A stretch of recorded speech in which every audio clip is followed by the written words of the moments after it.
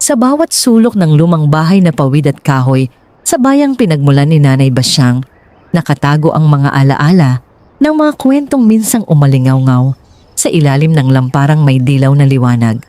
Doon, lumaki ang mga alamat, mga salaysay ng diwata, aswang, tikbalang at engkanto na naging pamana sa bawat susunod na salinlahi. Ngunit sa pagkakataong ito, ang kwentong isusulat ng tadhana ay hindi na lamang katang-isip. Ito ay magsisimula sa pagbabalik ng isang dalagang ang dugo'y kalahating tagalungsod at kalahating taga-baryo, ang apo ni Nanay Basyang. Ang kanyang pangalan ay Isabel Maria de los Santos. Si Isabel ay 22 taong gulang, mestisang may kutis na tila hinaplos ng umagang may hamog.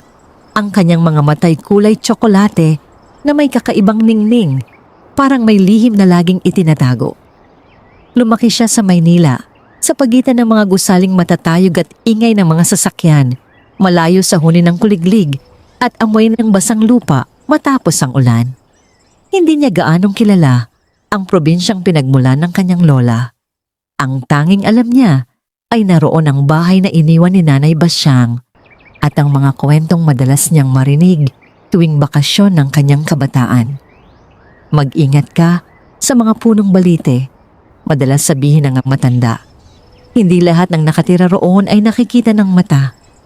Noon ay natatawa lamang si Isabel.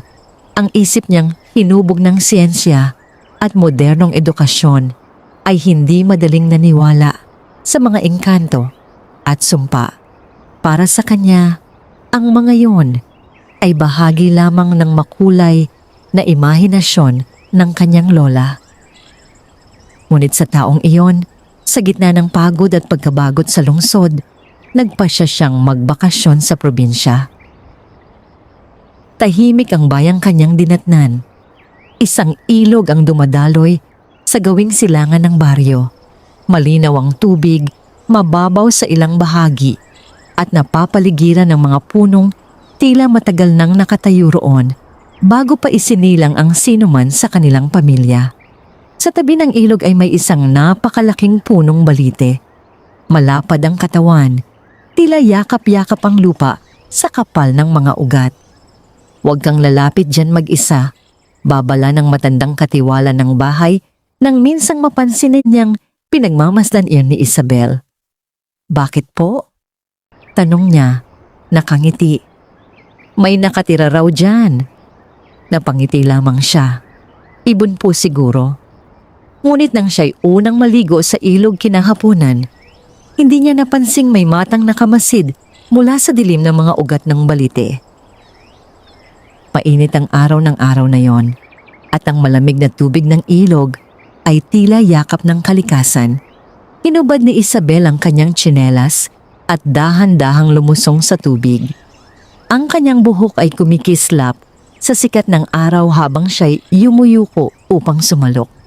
Sa sandaling iyon, may kakaibang ihip ng hangin ang dumaan.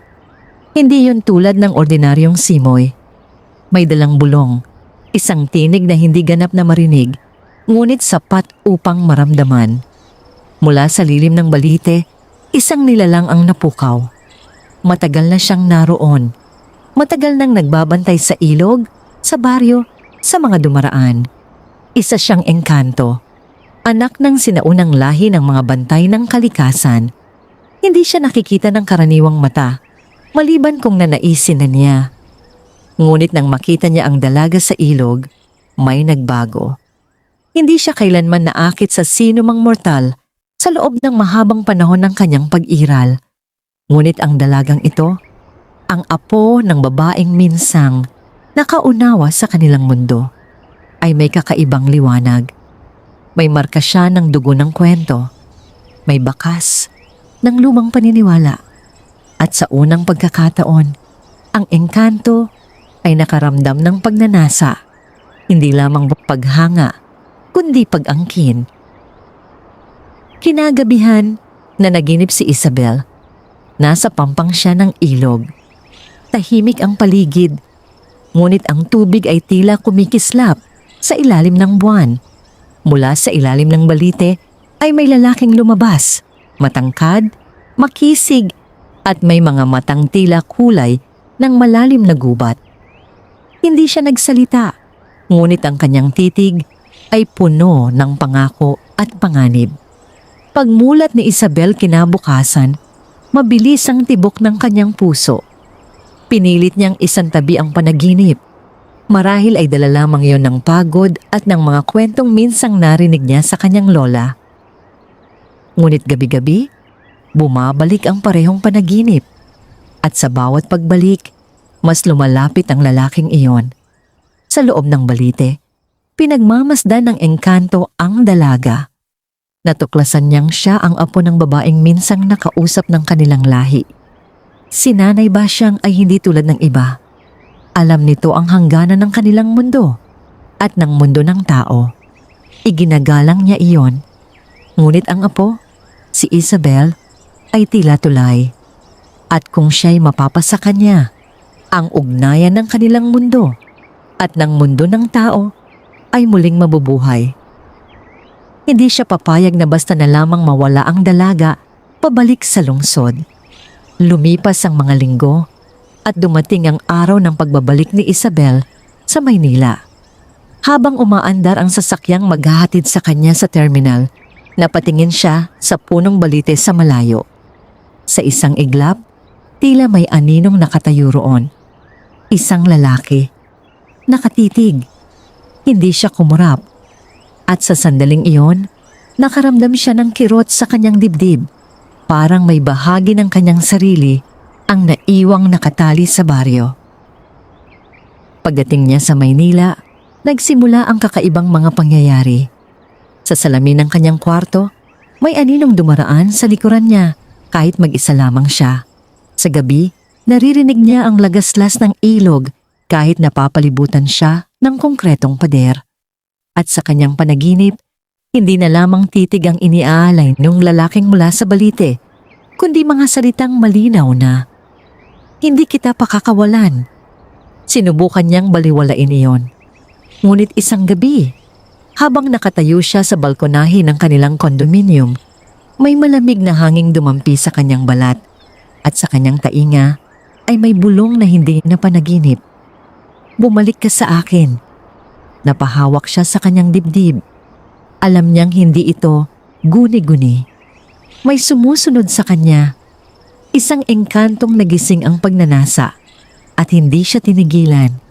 Sa gitna ng takot at pagkalito, isang pasya ang unti-unting nabuo sa kanyang isip.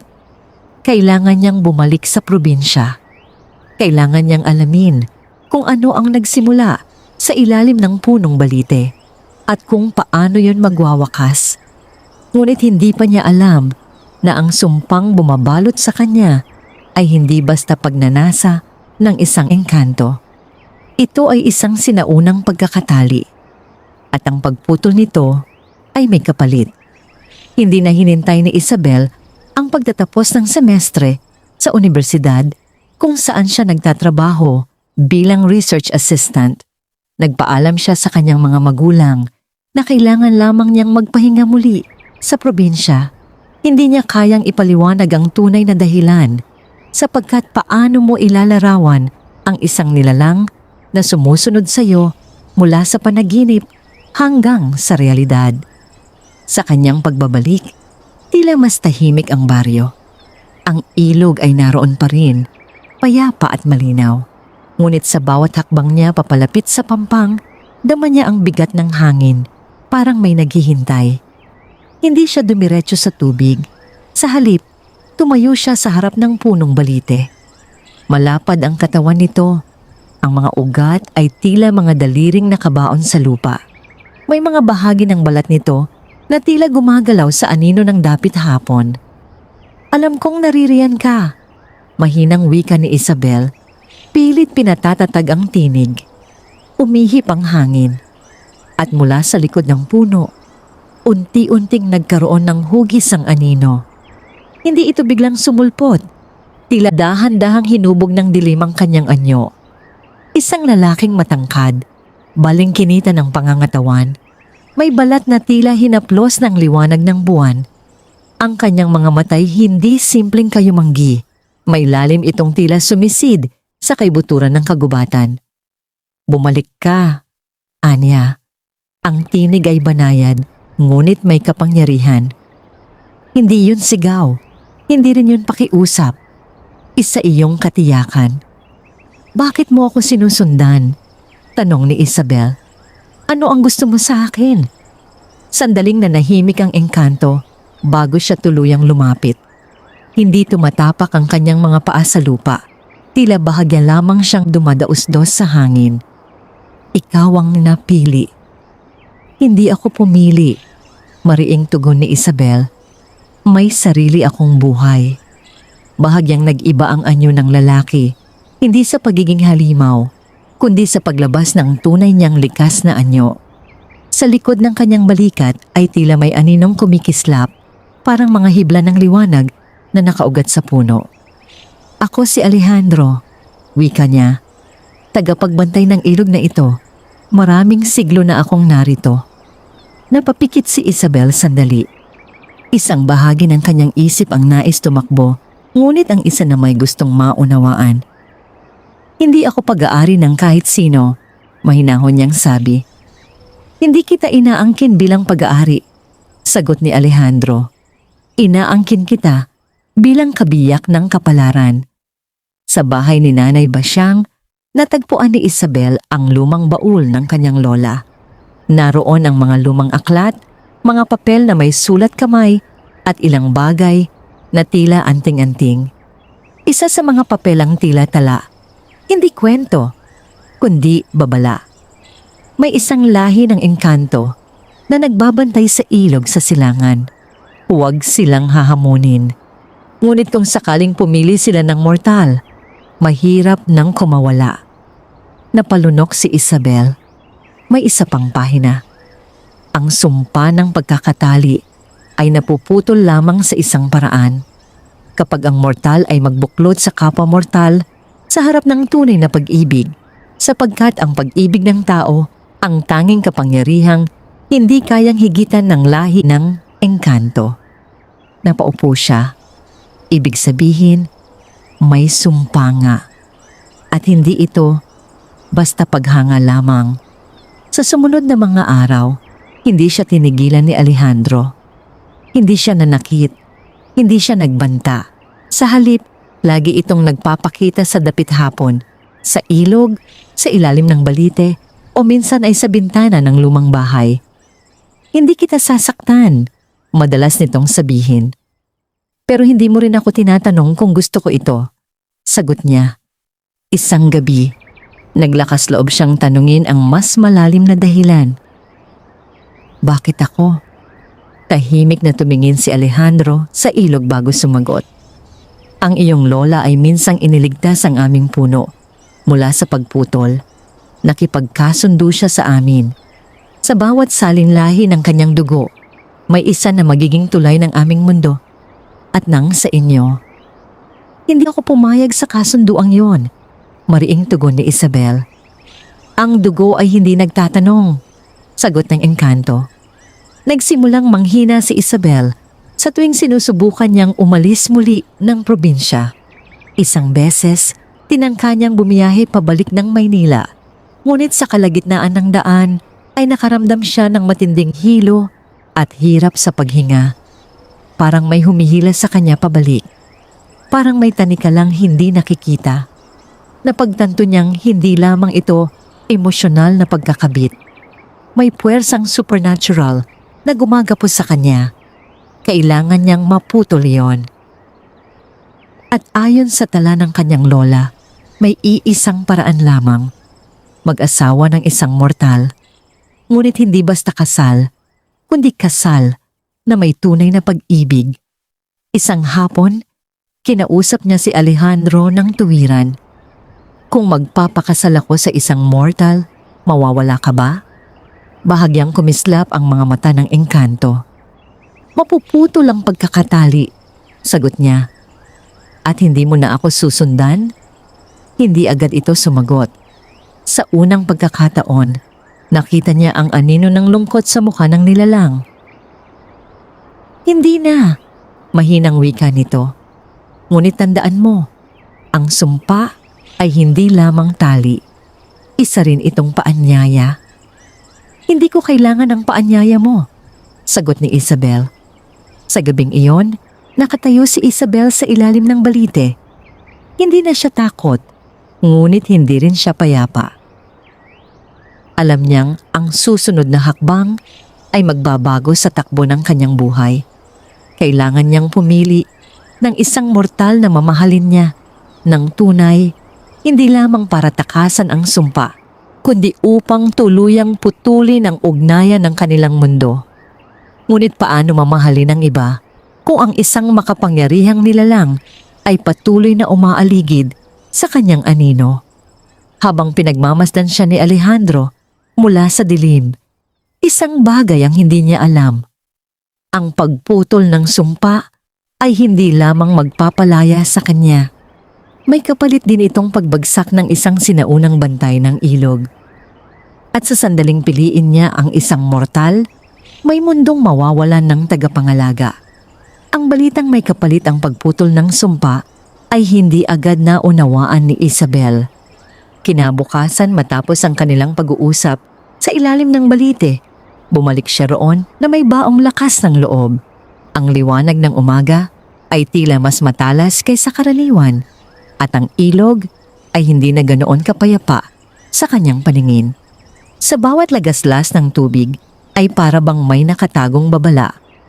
Naroon si Alejandro, nakatayo sa lilim ng puno, tila bahagi ng kanyang mga ugat. Ano ang ibig mong sabihin kagabi? Diretso niyang tanong. Anong kapalit? Hindi agad sumagot ang engkanto. Tumingin muna ito sa ilog, saka sa kalangitan, na para bang sinusukat ang bigat ng katotohanan. Ako ang bantay ng bahaging ito ng mundo, Anya. Ang balite ang aking tahanan, ang ilog ang aking sakop. Ang pagkakatali natin ay hindi lamang pagnanasa o sumpa.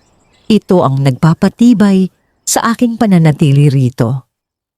Hindi kita hinihinga ng sakripisyo, sagot ni Isabel. Ngunit iyon ang mangyayari, tahimik niyang tugon. Kapag naputol ang ugnayan natin, mawawala ang aking lakas. At kapag nangyari iyon, may ibang puwersang maaaring pumalit. Napakunot ang noo ni Isabel. Anong puwersa? Hindi lahat ng nilalang sa aming mundo ay mapayapa. Sa mga sumunod na araw, nagsaliksik si Isabel sa mga lumang tala ni Nanay Basyang. May mga pahina roong nagsasalaysay ng mga engkantong tagapangalaga at ng mga nilalang na tinawag na mga anino ng gubat. Mga nilikhang hindi saklaw ng kasunduan ng tao at engkanto. Mga puwersang naghihintay lamang ng kahinaan upang makapasok sa mundo ng mga mortal. Kapag ang bantay ay nanghina, nakasulat sa isang pahina, ang hangganan ay numinipis. Napabuntong hininga siya. Kung magpapakasal siya upang maputol ang sumpa, maaari niyang ilagay sa panganib ang baryong minahal ng kanyang lola.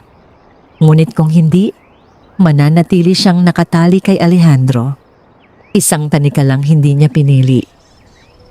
Isang hapon, habang naglalakad siya sa palengke ng baryo, nakasalubong niya si Daniel, ang anak ng dating kaibigan ni Nanay Basyang. Matagal na itong nakatira sa probinsya, isang guro sa pampublikong paaralan. Isabel, nagulat nitong bati. Akala ko bumalik ka na sa Maynila. Bumalik ulit, sagot niya. Pilit na nangiti. Sa unang pagkakataon, mula nang magsimula ang kaguluhan, may pakiramdam siyang normal. Si Daniel ay may simpleng anyo, matangkad, kayumanggi ang balat, at may mga matang tapat kung tumingin. Naglakad sila pa uwi, habang nagkukwentuhan tungkol sa Maynila at sa baryo. Walang misteryo, walang anino. Sa gabing iyon, nang magpakita si Alejandro sa kanyang bintana, may kakaibang lamig sa kanyang titig. Sino siya? Tanong ng engkanto. Isang kaibigan. Ang mortal na pipiliin mo? Hindi siya sumagot. Ngunit ang katahimikan niya ay sapat na. Nagsimulang magpakita ng selos ang kalikasan. Isang gabi, biglang lumakas ang agos ng ilog kahit walang ulan. May mga sanga ng puno ang nabali. Ang mga alagang hayop sa baryo ay naging balisa. Nagtungo si Isabel sa balite. "Ano ang ginagawa mo?"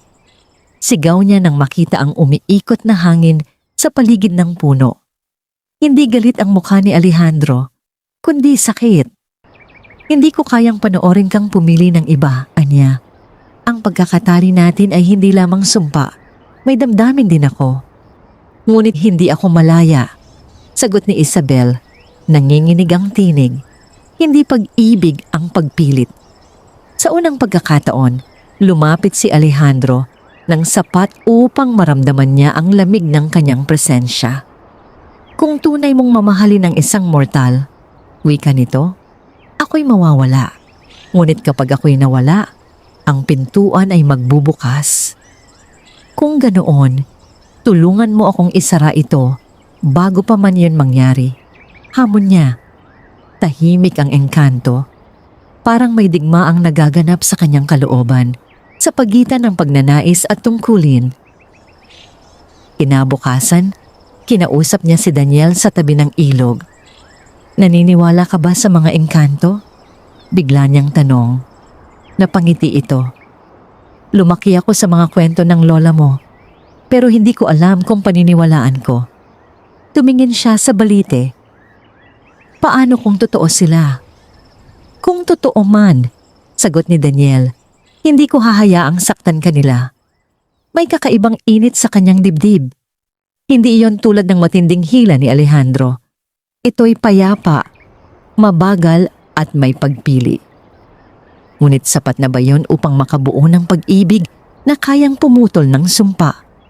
Sa gabing iyon, lumitaw si Alejandro hindi sa anyong mahinahon, kundi sa anyong mas malinaw, mas makapangyarihan. Ang hangin ay umiikot sa paligid nila. May ibang nakikinig, babala niya.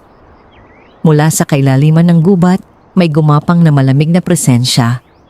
Isang anino na hindi bahagi ng ilog. Isang puwersang naghihintay. "Kapag pinutol mo ang tali natin," sabi ni Alejandro, "hindi lamang ako ang mawawala, mawawala ang harang." Napatingin si Isabel sa dilim ng kagubatan. Ngayon niya naunawaan. Ang sumpa ay hindi lamang personal na tanikala. Ito rin ay panangga. At ang kanyang desisyon ay maaaring magpalaya, hindi lamang sa kanya, kundi sa isang bagay na matagal nang gustong makapasok sa kanilang mundo. Ang manipis na hangganan.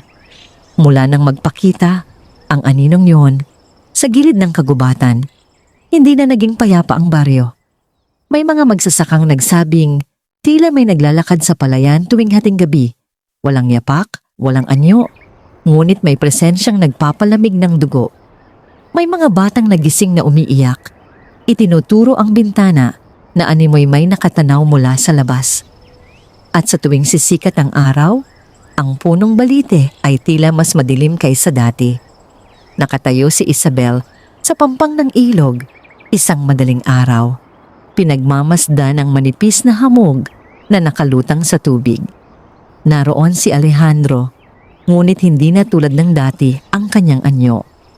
Ang liwanag sa paligid niya ay humihina, tila unti-unting kinakain ng anino ng kagubatan. "Nararamdaman mo na rin ba?" tanong niya. Tumango ang engkanto. May gumagalaw sa pagitan ng mga daigdig. Matagal na silang naghihintay. "Sino sila?" "Ang mga hindi pumayag sa kasunduan noon," sagot niya. "Mga nilalang na hindi nais ang pakikipag-ugnayan sa mga tao, kundi ang paghahari sa kanila." Napalunok si Isabel. "Kung ganoon, kailangan ka ng baryo. Hindi kita maaaring ipagpalit para lamang sa kalayaan ko." Tahimik si Alejandro. Ang kalayaan mo ay hindi maliit na bagay. Ngunit hindi rin maliit ang panganib na may iwan mo. Sa bahay ni Nanay Basyang, muling binuksan ni Isabel ang baul. Sa ilalim ng mga lumang papel ay may nakatagong kahon na hindi niya napansin noon. Maliit ito, yari sa kahoy na tila hinugot mula sa mismong balite. Sa loob ay may isang palawit, isang lumang kwintas na may nakaukit na simbolo ng dalawang bilog na nagtatagpo. May kasamang sulat ni kamay. Ang pagkakatali ay hindi laging sumpa. Minsan ito'y tulay. Ngunit kung ang tulay ay magdudulot ng pagbagsak, may isa pang paraan, ang paglikha ng bagong kasunduan. Napakunot ang noo ni Isabel. Bagong kasunduan? Kinagabihan, tinawag niya si Alejandro sa ilalim ng balite. May isa pang paraan. Sabi niya, hawak ang kwintas. Hindi lamang pagputol o pananatili, maaari tayong lumikha ng panibagong kasunduan. Tinitigan siya ng engkanto, tila nagugulat sa kanyang katapangan. Ang mga kasunduan sa aming lahi ay hindi basta ginagawa, babala nito. Ngunit ginawa ninyo iyon sa aking lola. Sagot niya, kung kaya noon, kaya ngayon. Umihip ang hangin at ang mga dahon ng balite ay nag-ingay na parang bulungan ng maraming tinig. Anong uri ng kasunduan ang iniisip mo? Tanong ni Alejandro. Isang kasunduang hindi ako pag-aari at hindi ka rin mawawala. Isang ugnayang may hangganan kung saan malaya akong pumili ng mortal, ngunit mananatili kang bantay ng ilog. Nanahimik ang paligid. May kapalit pa rin iyon, wika ng engkanto. Handa akong harapin, sagot niya. Sa kabilang dako ng baryo, nakaupo si Daniel sa kanilang balkonahe nang maramdaman niya ang kakaibang lamig ng hangin. Hindi siya naniniwala noon sa mga kwento. Ngunit mula nang bumalik si Isabel, tila may mga bagay na hindi maipaliwanag. Nakita niya ang balite sa malayo at sa isang iglap, may aninong gumalaw sa likod nito. Hindi takot ang una niyang naramdaman, kundi pagnanais na protektahan si Isabel. Sa ilalim ng balite, ipinaliwanag ni Alejandro ang sinaunang batas ng kanilang lahi. Ang pagkakatali natin ay nabuo dahil sa dugo ng iyong lola at sa pahintulot ng kalikasan. Upang baguhin ito, kailangan ng tatlong bagay. Ang pahintulot ng mortal, ang pahintulot ng bantay, at ang pag-amin ng tunay na damdamin. Anong uri ng damdamin? Tanong ni Isabel. Katotohanan, sagot niya. Kung may pag-ibig kang mabubuo sa isang mortal, dapat iyon ay hindi bunga ng takot o pagtakas. At kung may damdamin ako sa iyo, kailangan ko ring kilalanin kung yun ba'y pagnanasa lamang o higit pa. Tumahimik si Isabel. Sa unang pagkakataon, hindi niya nakita si Alejandro bilang simpleng banta. Nakita niya ang isang nilalang na nagmamahal sa paraang alam nito. Malalim, matindi, ngunit walang pagkaunawa sa kalayaan ng tao. Hindi kita kinamumuhian, marahan niyang sabi. Ngunit hindi ko rin masasabing mahal kita. Bahagyang kumislap ang mga mata ng engkanto. Iyon ang unang katotohanan, wika nito. Biglang lumakas ang hangin. Mula sa gubat, muling gumalaw ang anino. Mas malinaw na ngayon, parang usok na may anyong tao. Ang lupa sa paligid ng balite ay bahagyang umuga. Naririnig nila ang pag-uusap natin, sabi ni Alejandro. Kapag nagbago ang kasunduan, hihina ang lumang harang. Kung ganoon, kailangan nating magmadali, tugon ni Isabel. Hindi maaring madaliin ang ganitong bagay, mariing sagot ng engkanto. Ang maling hakbang ay maaaring tuluyang magbukas ng hangganan. Sa sandaling iyon, may narinig silang yabag. Si Daniel. Tumigil ito sa gilid ng ilog, nakatingin sa kanilang dalawa.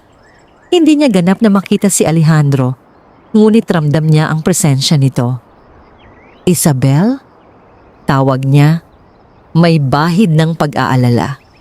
Napatingin si Isabel sa kanya at sa pagitan ng dalawang mundong yon, naramdaman niya ang bigat ng pagpili.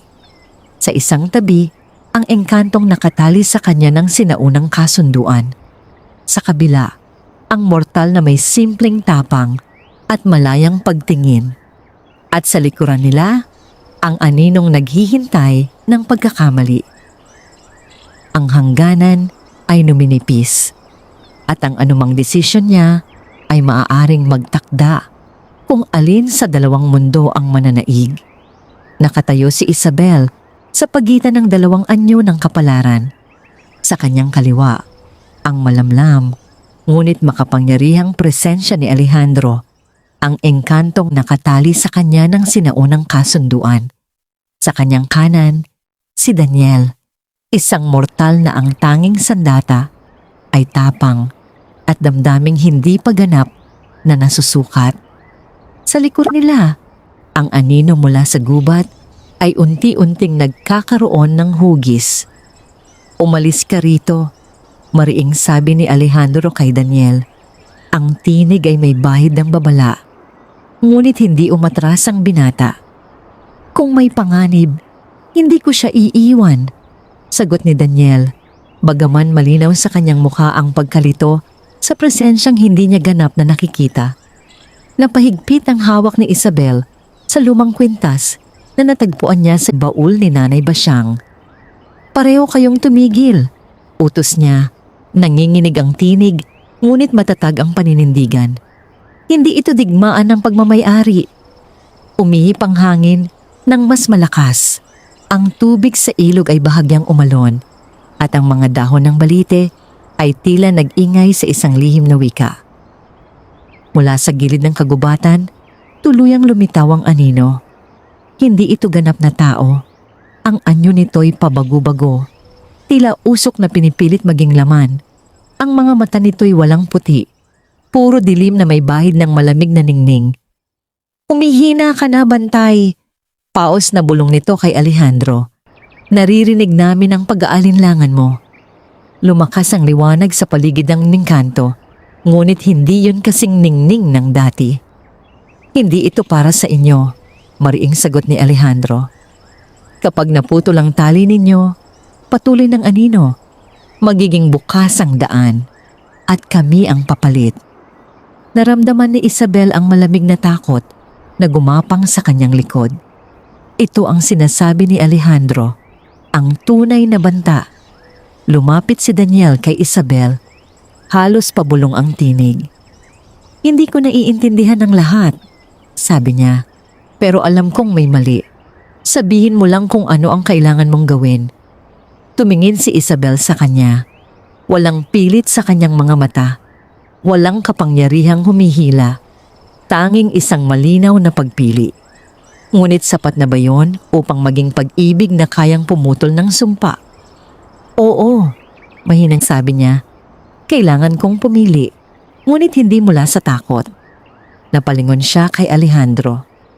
"Kung may damdamin ka sa akin," wika niya, "patunayan mong hindi iyon pag-angkin. Tulungan mo akong itaboy ang aninong ito. Kahit ang ibig sabihin ay tuluyang magbago ang ugnayan natin." Sa unang pagkakataon, hindi kapangyarihan ang namayani sa mukha ng engkanto, kundi isang tahimik na pasya. "Hindi kita hahayaang mapasama," anya. Umingay ang paligid nang sumulong ang anino. Ang hangin ay naging mabigat at ang ilog ay tila nagdilim. Ang mga ugat ng balite ay bahagyang gumalaw, parang buhay na nilalang na nagtatanggol. Itinaas ni Alejandro ang kanyang kamay at isang liwanag na tila hibla ng buwan ang umalpas mula sa kanyang palad. Tumama iyon sa anino, ngunit hindi ito tuluyang naitaboy. Hindi sapat, ungol ng engkanto. Humihina na ang hangganan. Naalala ni Isabel ang sinabi sa tala ng kanyang lola. 3 bagay ang kailangan: pahintulot ng mortal, pahintulot ng bantay, at pag-amin ng tunay na damdamin. Huminga siya ng malalim. "Alejandro," tawag niya. Tumingin ito sa kanya, ang mga matay may halo ng sakit at pag-asa. "Pinapalaya kita," malinaw niyang sabi. "Hindi ako pag-aari ng sumpa at hindi rin kita pag-aari. Kung may damdamin ka sa akin, hayaan mo akong pumili ng malaya. Tahimik ang mundo sa loob ng isang saglit. Pagkatapos ay nagsalita si Alejandro, mababang ngunit tiyak ang tinig. Pinapalaya rin kita. Sa sandaling iyon, kumislap ang kwintas sa kamay ni Isabel. Ang dalawang bilog na nakaukit dito ay tila nagliwanag at isang mahinang alon ng enerhiya ang kumalat sa paligid. Napaatras ang anino. Hindi pa tapos! Sigaw nito, ngunit ang anyo'y nagsimulang maglaho, parang usok na tinatangay ng hangin. Lumakas ang liwanag sa paligid ng balite at ang ilog ay muling luminaw. Nang tuluyang maglaho ang anino sa dilim ng kagubatan, napaluhod si Isabel sa pagod. Lumapit si Daniel upang alalayan siya. Ayos ka lang? Tanong nito. Tumango siya, ngunit ang mga matay nakatuon kay Alejandro. Ang engkanto ay naroon pa rin, ngunit may pagbabago. Ang liwanag sa paligid niya ay hindi na matindi, ngunit mas malinaw. Hindi na putol ang harang, wika nito. Nagbago lamang. Anong ibig mong sabihin? Tanong ni Isabel. Hindi na tayo nakatali ng sumpa, sagot niya. Ngunit may bakas pa rin ng ugnayan. Hanggat hindi mo pa pinipili ang landas mo, mananatiling bukas ang posibilidad. Tumingin si Isabel kay Daniel na tahimik lamang na nakatayo sa kanyang tabi. Ang dilim ay pansamantalang umatras. Ngunit alam niyang hindi pa tapos ang laban. Ang anino ay umatras lamang, hindi tuluyang naglaho.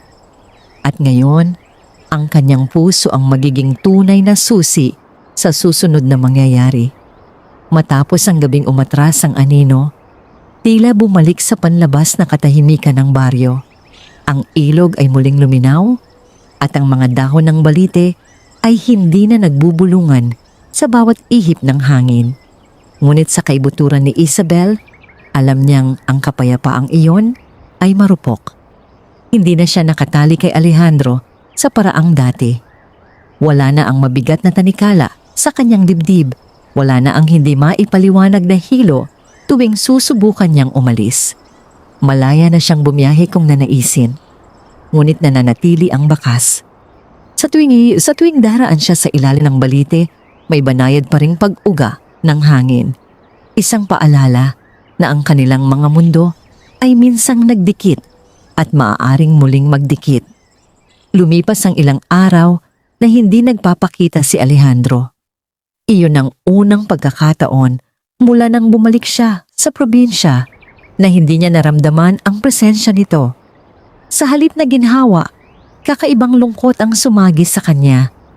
Hindi dahil sa pagnanasa o sumpa, kundi dahil sa isang ugnayang nabuo sa gitna ng panganib. Isang hapon, nagyaya si Daniel na maglakad sila sa palayan.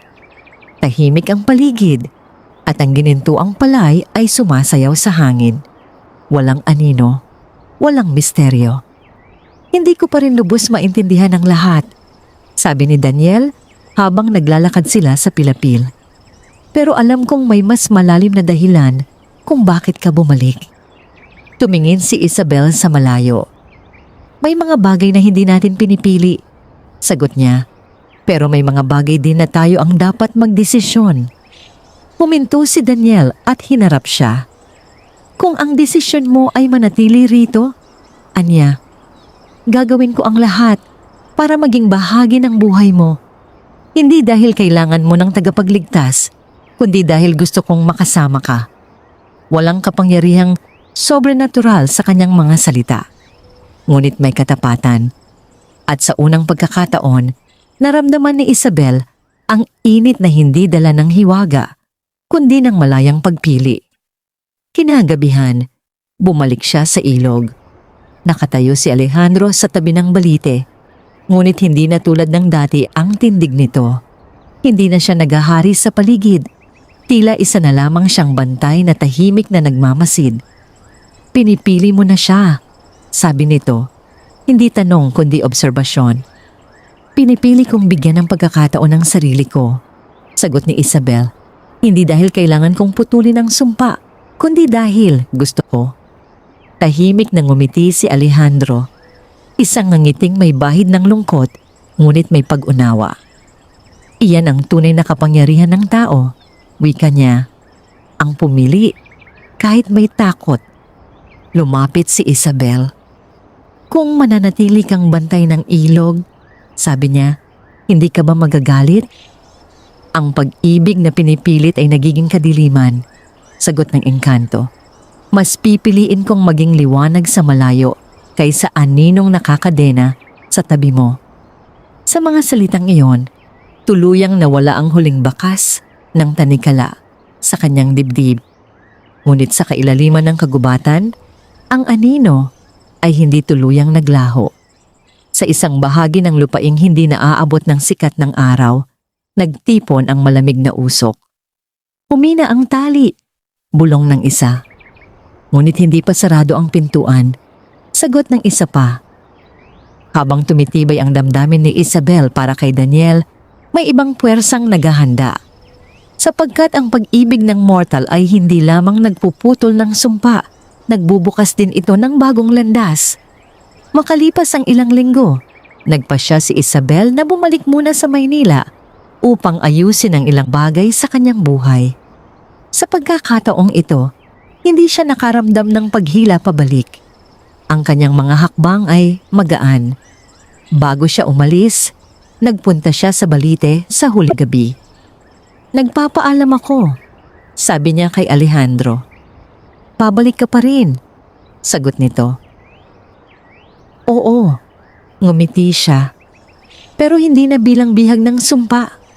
Saglit na nagtagpo ang kanilang mga mata, hindi na bilang engkanto at mortal na nakatali sa sinaunang kasunduan, kundi bilang dalawang nilalang na minsang nagtagpo sa pagitan ng mundo. Kapag tuluyan mong pinili ang mortal, wika ni Alejandro, ang bakas natin ay magiging alaala na lamang. Hindi lahat ng alaala ay kailangang kalimutan, sagot niya. Umihip ang hangin at ang mga dahon ng balite ay tila nagpaalam. Habang papalayo, ang sasakyang sinakyan niya kinabukasan, napansin niyang ang punong balite ay hindi na mukhang madilim. Ngunit sa isang iglap, sa gilid ng kanyang paningin, may aninong kumilos sa likod nito. Hindi si Alejandro at hindi rin ang parehong aninong umatras noon. May panibagong presensyang nagising. At habang patuloy ang pagtibok ng puso ni Isabel para sa isang mortal, may puwersang naghihintay ng tamang sandali upang subukin kung ang pag-ibig nga ba ay sapat na pananggal laban sa kadiliman. Lumipas ang ilang buwan mula nang bumalik si Isabel sa Maynila. Sa unang pagkakataon, matapos ang lahat ng nangyari sa probinsya, naging payapa ang kanyang mga gabi. Wala nang lagaslas ng ilog sa pagitan ng mga konkretong pader. Wala nang bulong ng hangin na tila may dalang pangalan niya. Patuloy silang nag-uusap ni Daniel, mga simpleng mensahe, tawag sa gabi, mga planong hindi minamadali. Walang sumpa, walang tanikala. Unti-unting nabubuo ang isang pag-ibig na hindi bunga ng takot o pagtakas. Ngunit sa gitna ng lungsod, na tila walang puwang para sa hiwaga, may isang presensyang nagsimula gumalaw. Isang gabi, habang nakatayo si Isabel sa balkonahe ng kondominium, napansin niya ang kakaibang lamig sa hangin. Hindi ito tulad ng dati, walang pamilyar na banayad na liwanag, walang tahimik na pag-unawa. Ito'y mas mabigat. Sa ibaba ng gusali, sa pagitan ng ilaw ng poste at ng anino ng mga puno, may sandaling tila may usok na gumalaw laban sa direksyon ng hangin. Napaatras siya. Hindi iyon si Alejandro. Sa probinsya, naramdaman din ni Alejandro ang pagbabago. Ang Balite ay bahagyang nanginig isang hating gabi at ang ilog ay nagkaroon ng maikling pag-alon kahit walang hangin. Ang mga ibon sa paligid ay biglang nagliparan. Hindi sila nanatili sa gubat, mahinang wika niya sa sarili. Ang mga anino ay hindi na lamang naghihintay sa manipis na hangganan ng baryo. Nakahanap sila ng ibang daan, isang puwang na mas mahina. Isang pusong nagsisimulang magmahal. Kinabukasan, nagising si Isabel sa isang panaginip. Nasa ilalim siya ng balite, ngunit hindi iyon ang balite sa probinsya. Nakatayo ito sa gitna ng Maynila. Ang mga ugat ay bumabalot sa semento at ang mga sanga ay tumatama sa mga gusali. Mula sa likod nito ay lumitaw ang isang aninong may hugis tao. Ang bantay ay malayo, bulong nito, at ang pag-ibig ay hindi pagganap. Nagising siya ng may mabilis na tibok ng puso. Hindi ito tulad ng mga panaginip noong nakatali pa siya sa sumpa. Mas malinaw ito, mas totoo. Nang gabing iyon, tinawagan niya si Daniel. May kakaiba na namang nangyayari, mahinang sabi niya. Babalik ako sa probinsya kung kailangan. Agad nitong sagot. Napangiti siya sa determinasyon nito. Huwag muna, sabi niya. Pakiramdam ko, sinusundan ako rito. Sa kabilang linya, tumahimik si Daniel. Kung may kailangan kang harapin, wika nito, huwag mong harapin mag-isa. Sa parehong oras, sa ilalim ng balite sa baryo, nagpasya si Alejandro. Hindi siya maaaring manatiling tagamasid lamang. Bagaman nagbago ang kasunduan, may bakas pa rin ang ugnayan sa pagitan nila ni Isabel. Isang hiblang hindi tuluyang naputol. Isinara niya ang kanyang mga mata at tinipon ang natitirang lakas. Hindi na siya maaaring maglakbay tulad ng dati.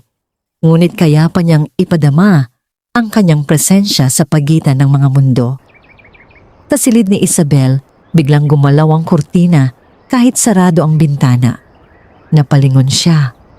Sa salamin, sa likod ng kanyang refleksyon, may bahagyang kislap ng liwanag.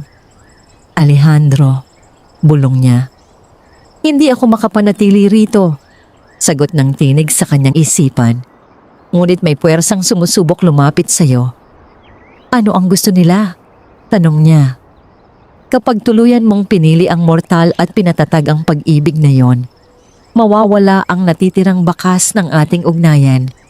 Kapag nangyari iyon, mawawala rin ang huling hadlang na nakaharang sa kanila. Akala ko ang pag-ibig ang panangga, sabi ni Isabel. Ito ay panangga laban sa sumpa, sagot niya. Ngunit ang mga anino ay hindi bahagi ng sumpang niyon.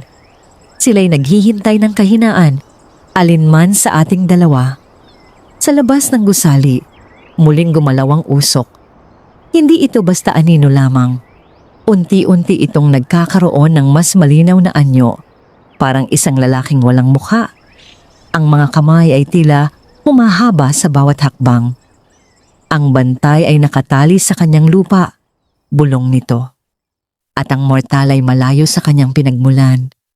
Sa loob ng silid biglang nagdilim ang ilaw. Naramdaman ni Isabel ang malamig na hangin sa kanyang batok. Hindi na ito panaginip. Hindi na ito alaala. Naroon na ang anino sa lungsod. At sa unang pagkakataon, mula nang mabago ang kasunduan, naunawaan niyang ang laban ay hindi lamang tungkol sa kanyang puso. Ito ay tungkol sa kung saan siya tunay na nabibilang. Sa pagitan ng probinsya at lungsod, sa pagitan ng engkanto at mortal, at sa pagitan ng pag-ibig at ng kadilimang naghihintay sa kanyang desisyon. Hindi na naghintay si Isabel ng isa pang gabi. Sa sandaling maramdaman niyang tuluyang nakapasok sa lungsod ang anino, nagpasya siyang hindi na niya hahayaang manatili itong nakatago sa dilim. Tumawag siya kay Daniel, hindi upang magpaliwanag, kundi upang mag-anyaya. Pumunta ka rito, sabi niya. Hindi para iligtas ako, kundi para harapin natin ito ng magkasama. Dumating si Daniel kinabukasan, dala ang pag-aalala at tapang na hindi niya ipinipilit ipakita. Nang makita niya si Isabel sa lobi ng gusali, agad niyang napansin ang pagod sa mga mata nito, ngunit may kakaibang katatagan din. Ano ang plano? Tanong niya. Huminga ng malalim si Isabel. Hindi tayo lalaban gamit ang lakas, sagot niya. Lalaban tayo gamit ang pagpili. Kinagabihan, bumalik ang lamig. Sa balkonahe ng kanyang unit, muling gumalaw ang hangin sa paraang salungat sa natural na daloy. Ang mga ilaw sa kalye ay kumurap at sa pagitan ng mga poste ay may bahid ng usok na unti-unting nagtipon. Naroon ang anino. Mas malinaw na ngayon, mas matatag ang anyo. Wala pa ring mukha, ngunit ang tindig ay tila nag-aanyaya ng takot. Hindi ka nasaklaw ng bantay, bulong nito sa hangin. Ang ugnayan ninyo ay humihina. Sumama ka sa amin at hindi mo na kailangang pumili. Humawak si Daniel sa kamay ni Isabel. Hindi iyon dramatikong kilos. Hindi rin iyon desperadong pagkapit.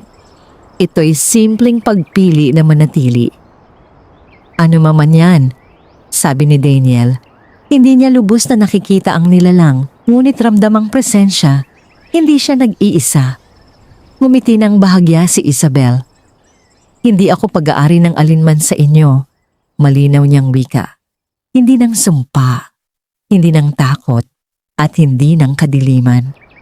Lumakas ang ihip ng hangin. Sa loob ng kanyang dibdib, naramdaman niya ang kakaibang pag-init. Hindi tulad ng mahiwagang hatak noon ni Alejandro. Ito'y mas payapa, ngunit mas matatag.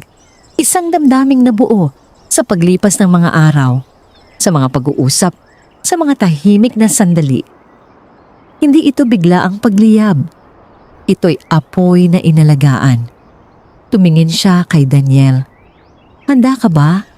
Tanong niya. Hindi ko alam kung para saan, sagot nito. Pero oo.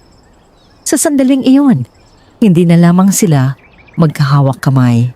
Naramdaman ni Isabel ang malinaw na katiyakan sa kanyang puso. Isang pag-ibig na hindi bunga ng pangangailangan, kundi ng malayang pasya. At nang tuluyan niyang aminin niyon sa sarili. May kumislap sa hangin. Ang bakas ng ugnayan nila ni Alejandro, ang hiblang natira sa pagitan ng kanilang mundo, ay tila nagliwanag sandali bago tuluyang naputol. Sa probinsya, sa ilalim ng balite, napamulat si Alejandro. Narinig niya ang pagputol. Hindi yun sakit. Hindi rin yun pagkatalo. Ito'y isang tahimik na pagtatapos. Sa parehong sandali, sa Maynila, napaurong ang anino. Hindi maaari, paos nitong bulong, ang pag-ibig na iyan. Ngunit huli na, ang puwersang hinahanap nito ay hindi kahinaan, kundi pagdududa. At nang maging malinaw ang puso ni Isabel, nawalan ito ng puwang. Unti-unting naglaho ang usok, tinangay ng hangin na ngayon ay normal na muli ang daloy. Ang mga ilaw sa kalye ay tumigil sa pagkurap. Ang lungsod ay bumalik sa karaniwang ingay. Napaupo si Isabel sa sahig ng balkonahe, humihingal ngunit hindi takot. Tumingin siya sa malayo, sa direksyon ng probinsya. Alam niyang sa sandaling iyon, tuluyan nang nabago ang lahat. Hindi na siya nakatali sa isang sinaunang kasunduan. Hindi na rin siya tulay ng dalawang mundo sa paraang dati. Ngunit may kapalit ang bawat pagtatapos. Sa ilalim ng balite, naramdaman ni Alejandro ang paghina ng kanyang kapangyarihan. Hindi siya tuluyang naglaho, ngunit hindi na rin siya ang makapangyarihang bantay noon. Ang hangganan ay hindi bumagsak, ngunit naging mas tahimik, mas natural. At sa unang pagkakataon, sa mahabang panahon, ang ilog ay hindi na nakatali sa kapalaran ng isang mortal. Sa balkonahe, marahang hinawakan ni Daniel ang mukha ni Isabel. Tapos na ba? Tanong niya. Hindi agad sumagot si Isabel. Ang sumpa, sagot niya sa wakas. Oo, ngunit ang kwento natin, ngayon pa lamang nagsisimula. Sa kalangitan, may bahagyang pag-ikot ng hangin na tila paalam.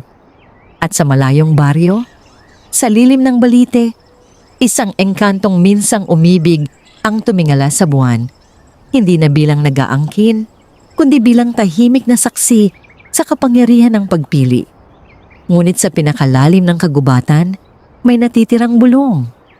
Hindi na nagbabantang sumalakay, kundi naghihintay ng panibagong kwento. 1 taon ang lumipas mula nang tuluyang maputol ang sumpa. Ang probinsya ay nanatiling payapa, ang ilog ay malinaw pa rin, at ang punong Balite ay hindi na kasing dilim ng dati. Hindi na ito tila pintuan ng dalawang mundo. Isa na lamang itong sinaunang puno na saksi sa pagdaan ng panahon. Ngunit ang mga kwento ay hindi basta nawawala. Nagbabalik lamang ang mga ito sa anyong alaala. Bumalik si Isabel sa baryo kasama si Daniel sa unang anibersaryo ng gabing pinili niya ang pag-ibig. Hindi bilang dalagang tumatakas sa sumpa, kundi bilang babaeng may sariling pasya. Habang naglalakad sila papunta sa ilog, daman niya ang kakaibang kapayapaan. Wala nang humihilang hindi nakikita. Wala nang malamig na bulong sa hangin. Tanging ang lagaslas ng tubig at ang mahinang huni ng ibon. Huminto sila sa ilalim ng Balite. Sandaling tumingin si Isabel sa mga ugat nito. Malalapad, matibay, tila mga kamay na matagal nang yumayakap sa lupa. Dito nagsimula ang lahat, mahinang sabi niya. At dito rin nagtapos, sagot ni Daniel. Ngunit umiling si Isabel. Hindi nagtapos, nagbago lamang. Sa kailaliman ng lilim ng Balite, may bahagyang paggalaw ng hangin. Hindi iyon anino. Hindi rin iyon banta. Isang pamilyar na presensya ang sandaling nagparamdam. Mahina, tahimik, ngunit payapa. Alejandro, bulong ni Isabel sa sarili. Hindi siya nagpakita sa anyong tao. Wala nang makislap na mga mata o anyong humahabi ng liwanag sa hangin. Ngunit naroon ang pakiramdam ng pagbabantay, hindi na nakatali sa kanya, kundi sa lupang kanyang minahal. Isang bantay na piniling manatili kahit wala nang sumpang nag-uugnay. Isang pag-ibig na tinanggap ang hangganan. Humawak si Daniel sa kamay ni Isabel. Handa ka na ba? Tanong niya. Tumango siya. Sa araw ring iyon, sa maliit na simbahan sa baryo, nagbuklod sila sa harap ng kanilang mga mahal sa buhay. Hindi bilang bahagi ng isang sinaunang kasunduan, kundi bilang dalawang pusong malayang pumili sa isa't isa. Habang binibigkas nila ang kanilang mga pangako, may banayad na ihip ng hangin ang dumaan sa mga bintana ng simbahan. Sa malayo ang mga dahon ng Balite ay marahang gumalaw, parang tahimik na palakpak ng kalikasan. Walang aninong sumulpot. Walang dilim na umaligid. Tanging liwanag ng umaga at malinaw na kalangitan. Pagsapit ng dapit hapon, muling nagtungo si Isabel sa ilog, mag-isa. Hindi upang magpaalam, kundi upang magpasalamat. Maraming salamat, wika niya sa hangin. Sa loob ng kanyang dibdib, wala nang bakas ng tanikala. Wala nang takot na may susunod sa kanya sa bawat lungsod na pupuntahan. Ang kanyang pag-ibig kay Daniel ay hindi naging panangga laban sa kadiliman. Ito'y naging ilaw na hindi pinapasok ng kadiliman. Sa lilim ng Balite, may isang huling pag-ikot ng hangin. At sa sandaling iyon, naramdaman ni Isabel ang tuluyang pagsara ng pintuan sa pagitan ng kanilang mundo at ng mga anino. Hindi dahil sa dahas, kundi dahil sa malinaw na pagpili. Makalipas ang mga taon, ang kwento ng apo ni Nanay Basyang ay naging isa na namang salaysay sa baryo. Isang dalagang mestisa na minsang inibig ng engkanto. Isang sumpang naputol hindi sa pamamagitan ng takot, kundi ng pag-ibig. At isang bantay ng ilog na natutong magparayao. Ngunit sa bawat kwentong ibinubulong sa ilalim ng lampara, may isang aral na nananatili. Ang tunay na kapangyarihan ay hindi nagmumula sa sinaunang kasunduan o mahiwagang dugo. Ito'y nagmumula sa kakayahang pumili. At sa bawat pusong marunong magmahal ng malaya, ang anumang sumpa ay maaaring maging simula ng isang mas maliwanag na bukas, wakas